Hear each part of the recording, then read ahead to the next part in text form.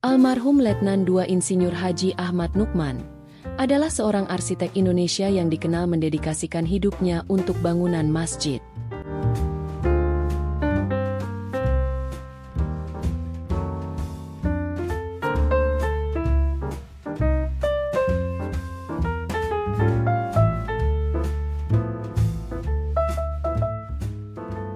Ahmad Nukman lahir pada 10 Oktober 1925 dan meninggal pada 4 April 2016. Adalah seorang arsitek Indonesia yang dikenal dengan julukan Arsitek Seribu Masjid dan Maestro Arsitektur Masjid Indonesia. Nukman juga merupakan pendiri stasiun radio jazz pertama di Bandung, KLCBS. Ciri khas dari karyanya adalah bentuk masjid yang tidak memiliki kubah. Ahmad Nukman adalah putra dari Muhammad Jamhari, pendiri Muhammadiyah di Garut. Nukman mengenyam pendidikan di Hollands Chinlandse School atau HIS, Budi Priai Ciledug, Garut, kemudian dilanjutkan di Meer Uitgebreid Lager Onderwijs atau MULO, di kota Garut. Pasca kemerdekaan Indonesia, MULO Garut ditutup, sehingga Nukman melanjutkan sekolahnya ke MULO Yogyakarta dan SMA Muhammadiyah Yogyakarta. Nukman bercita-cita menjadi arsitek dan meneruskan ke Universitas Indonesia Bandung, sekarang Institut Teknologi Bandung, yang ketika itu tidak menyediakan jurusan arsitektur. Sehingga ia memilih masuk jurusan bangunan, Fakultas Teknik Sipil ITB, pada tahun 1948. Nukman sempat meninggalkan bangku kuliah untuk bergabung dengan tentara. Pada saat Nukman menjadi tentara, terjadi transisi ketentaraan dari Belanda kepada Republik Indonesia. Saat itu beliau masuk ke dalam Korps Polisi Militer, dengan pangkat Letnan II, dan menekuni karir militernya hingga tahun 1953. Setelah mengetahui bahwa Universitas Indonesia Bandung membuka Fakultas Teknik jurusan Arsitektur, Nukman berhenti dari militer dan mengambil pendidikan sebagai arsitek. Sebelum lulus, pada tahun 1958 Nukman telah menyumbang keahliannya di tempat ayahnya yaitu Masjid Muhammadiyah Garut. Saat itu beliau belum mendapat gelar insinyur. Setelah lulus, Nukman kemudian menjadi asisten Profesor Van Roemond, dosen arsitektur Islam di kampusnya, ITB. Pada 28 Mei 1964, Profesor T.M. Sulaiman, Ahmad Nukman, Ahmad Sadali, dan Ajat Sudrajat pergi membawa sebuah rancangan masjid menuju Istana Kepresidenan untuk meminta persetujuan pembangunan masjid dari Presiden Soekarno. Melalui pertemuan tersebut, Soekarno menyetujui dibangunnya masjid di lingkungan kampus ITB. Soekarno juga memberikan nama, Salman, kepada masjid yang akan dibangun tersebut. Salman berasal dari nama seorang teknokrat dari Persia yang menggagas pembangunan kanal saat Perang Handaq. Rektor ITB pada waktu itu, Profesor Ukar Bratakusuma menyetujui dibangunnya masjid di sebuah ladang jagung tepi Jalan Ganesha. Pada akhir 1964, sebuah musola sementara selesai dibangun. Akibat kekurangan dana, bagian masjid yang pertama kali dibangun adalah menaranya. Menara tersebut diresmikan pada 22 Juni 1965.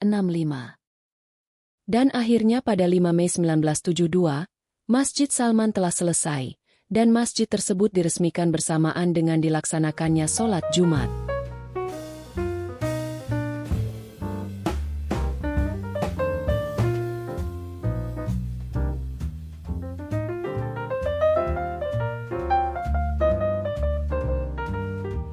Pada tahun 1994, Profesor Ahmad Nukman mendapat proyek pembangunan masjid di Makassar.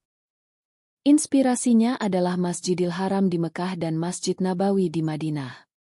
Meskipun demikian, bentuk masjid tidak melupakan unsur arsitektur khas Sulawesi Selatan. Hal ini terlihat dari atap berbentuk kuncup segi empat yang mengambil ilham dari Masjid Katangka, Goa, masjid tertua di Sulawesi Selatan.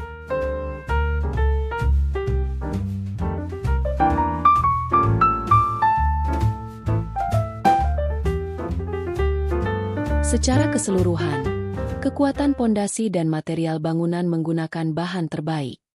Terbukti pondasinya menggunakan 450 tiang pancang dengan kedalaman 21 meter. Untuk bagian atap mempergunakan bahan tembaga atau tegola buatan Italia. Serta dinding lantai 1 menggunakan keramik, sedangkan lantai 2 dan 3 menggunakan batu granit.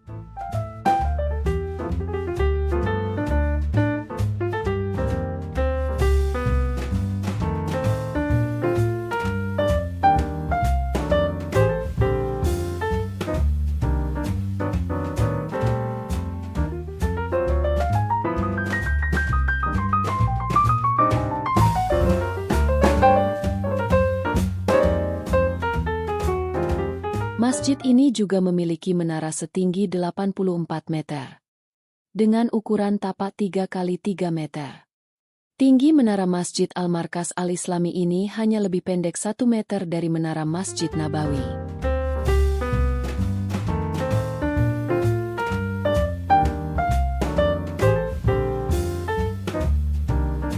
Ahmad Nukman adalah seorang arsitek yang dikenal di kalangan komunitas arsitektur Indonesia sebagai sosok muslim yang taat. Nukman adalah pelopor desain bangunan masjid tanpa kubah. Dengan karyanya yang pertama, Masjid Salman ITB. Menurut beliau, kubah memiliki bobot yang berat dan harus ditopang oleh pilar penyangga, sehingga ciri desain masjidnya adalah meminimkan pemakaian pilar agar tidak mengganggu barisan atau syaf dalam sholat. Namun tidak semua karya Masjid Ahmad Nukman tidak memiliki kubah. Seperti pada Masjid Islamic Center Jakarta, Masjid Istiqlal Sarajevo dan Masjid Atin Jakarta. Ketiganya memiliki kubah yang fungsional. Secara keseluruhan, bangunan Masjid Atin mengambil dasar bentuk kubus dengan 4 menara kecil beratap kubah di setiap sudut. Dan menara utama setinggi 42 meter sebagai tempat menyiarkan suara azan terpisah dari bangunan utama. Di sekeliling bangunan utama tampak taman yang dihiasi lampu dan pohon palem yang diatur membentuk satu deret lurus antar ornamen. Suasana ala Timur Tengah cukup terasa di area taman.